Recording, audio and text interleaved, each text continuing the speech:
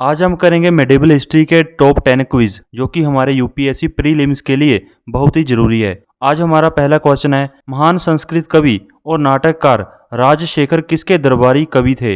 महिपाल, आपका पहला ऑप्शन है महिपाल, दूसरा ऑप्शन है देवपाल, तीसरा ऑप्शन है नागभट्ट, चौथा ऑप्शन है उपरोक्त में से कोई नहीं। तो इसका सही आंसर आपको बताना है, कौन सा इसमें सही आंसर है, महिपाल, देवपाल, नागभट्ट या इनमें से कोई नहीं। महान संस्कृत कवि नाटककार राजशेखर किसके दरबारी कवि थे? तो इसका सही आंसर होगा महिपाल। राजशेखर जो कि नाटककार थे और संस्कृत कवि थे, वो महिपाल के दरबारी कवि थे। आपका अगला क्वेश्चन है, दंती दुर्ग ने मानेखेड़ या मालखेड़ को अपनी राजधानी बनाया। दंती दुर्ग किस राजवंश का संस्थापक था? पहला ऑप्शन है पाल राजवंश, दूसरा ऑप्शन है राष्ट्रकूट, तीसरा ऑप्शन है गुर्जर प्रतिहार, चौथा ऑप्शन है सातवाहन। जब भी आप मेडिवल हिस्ट्री पढ़ोगे तो आप इन राजवंशों के बारे में पढ़ेंगे, लेकिन आपको इन चार ऑप्शन में से ये बताना है कि इनमें से दंती दुर्ग किस राजवंश का संस्थापक था। तो इसका सही आंसर होगा दूसरा ऑप्शन यानी कि राष्ट्रकूट।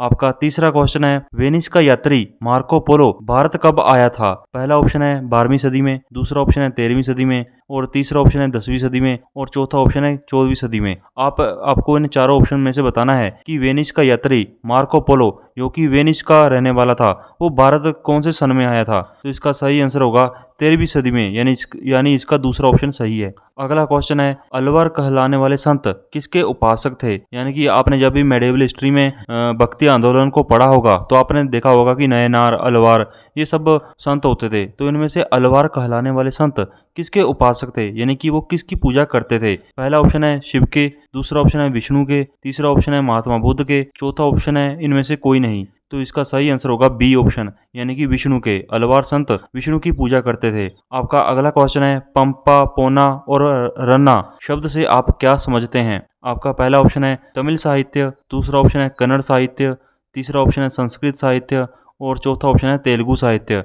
आपको इन चारों ऑप्शन में से ये बताना है कि पंपा, पोना और रन्ना ये शब्द कहाँ पर आपने पढ़ा है, कहाँ आप इनसे क्या समझते हैं? तो इसका सही आंसर होगा कन्नड़ साहित्य। कन्नड़ साहित्य में ये शब्द, तीनों शब्द आते हैं। ये कन्नड़ साहित्य का एक पार्ट है, वहाँ पर शायद कुछ कन्नड़ साहित्य में इनका जिक्र होता होगा। तो इसका सही आंसर होगा बी ऑप्शन यानी कि कन्नड़ साहित्य। आपका अगला क्वेश्चन है, मध्यकालीन इतिहास में जिम्मी शब्द से आपको क्या अभिप्राय है? आपका पहला ऑप्शन है गैर मुस्लिम जनता, दूसरा ऑप्शन है शिया मुस्लिम, तीसरा ऑप्शन है नास्तिक लोग, चौथा ऑप्शन है कर वसूलने वाला अधिकारी। यानी कि आपको मध्यकालीन मेडिवल हिस्ट्री में आपने जिम्मी शब्द को पढ़ा होगा, तो इससे आप क्या समझते हैं? इसका सही आंसर होगा गैर मुस्लिम जनता। जितनी भी गैर मुस्लिम जनता थी, मुसलमानों को छोड़कर, उनको जिम्मी बोला जाता था। आपका अगला क्वेश्चन है, फिरदौसी की रचना शाहनामा के साथ ईरानी पुनर्जागरण अपने चरम पर पहुंच गया।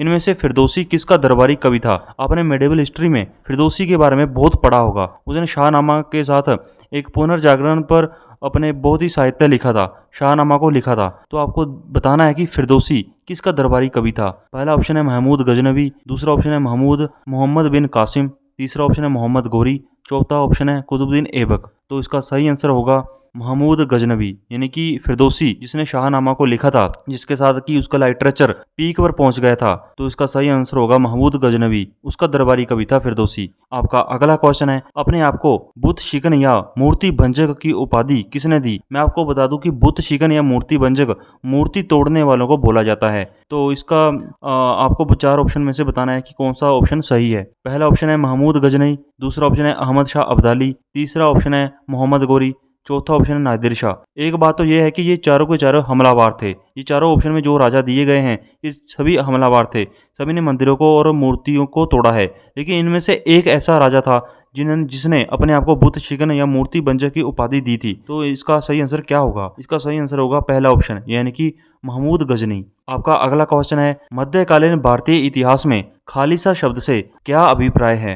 खालिसा, आपने मेडिवल हिस्ट्री में खालिसा शब्द से आप क्या समझते हैं? इसका पहला ऑप्शन है ऐसी जमीन जहां से राज्य सीधे कर वसूलता था, दूसरा ऑप्शन है सरदारों की इनाम में दी गई जमीन, तीसरा ऑप्शन है कर मुक्त जमीन, चौथा ऑप्शन है इनमें से कोई नहीं। तो खालिसा से आप क्या समझते हैं? इसका ऑप्शन 1 सही आंसर होगा यानी कि ऐसी जमीन जहां से राज्य सीधे कर वसूलता था। तो आपका अगला क्वेश्चन है, अपनी राजधानी दिल्ली को दक्षिण में देवगिर, जिसे बाद में दौलताबाद कहा गया, स्थानांतरित करने का आदेश किसने दिया? आपने मेडिवल हिस्ट्री में पढ़ा होगा कि एक राजा था जिसने अपनी राजधानी दिल्ली को देवगिर में स्थानांतरित कर दिया और अपने सभी अधिकारियों को वहां पर बसने के लिए बोला। तो आपके पास 4 ऑप्शन है जिनमें से आपको बताना है कि सही आंसर कौन सा है। पहला ऑप्शन है गयासुद्दीन तुगलक, दूसरा ऑप्शन है मोहम्मद बिन तुगलक, तीसरा ऑप्शन है अलाउद्दीन खिलजी, चौथा ऑप्शन है फिरोज शाह तुगलक। इनमें ये चारों के चारों राजा देवगिर से संबंध रखते हैं क्योंकि ये सल्तनत काल के शासक थे। तो आपको इनमें से बताना है कि किसने अपनी राजधानी को ट्रांसफर किया था। तो इसका सही आंसर होगा बी, यानी कि मोहम्मद बिन तुगलक। आपका अगला क्वेश्चन है, सल्तनत काल में दीवाने अर्ज से आप क्या समझते हैं? दीवाने अर्ज, ये मेडिवल हिस्ट्री में आप ऐसे बहुत से शब्द पढ़ेंगे क्योंकि मेडिवल हिस्ट्री में इस्लामिक शासन राजाओं का राज रहा था। तो तुर्की थे, वो फारसी बोलते थे। कोई ईरान से आकर राज किया यहाँ पर, कोई तुर्की से आकर यहाँ पर राज किया, तो वो फारसी ज़्यादातर बोलते थे। तो आप इसी तरह के शब्द पढ़ेंगे, दीवाने अर्ज, दीवाने याम। ठीक है, तो दीवाने अर्ज से आप क्या समझते हैं? आपका पहला ऑप्शन है सैन्य विभाग, दूसरा ऑप्शन है लेखाकार, तीसरा ऑप्शन है लोगों की अर्जी सुनना, चौथा ऑप्शन है कोतवाली विभाग। इन चारों में से सही आंसर कौन सा है? इनमें से सही आंसर है सैन्य विभाग, यानी कि ए ऑप्शन हमारा सही है।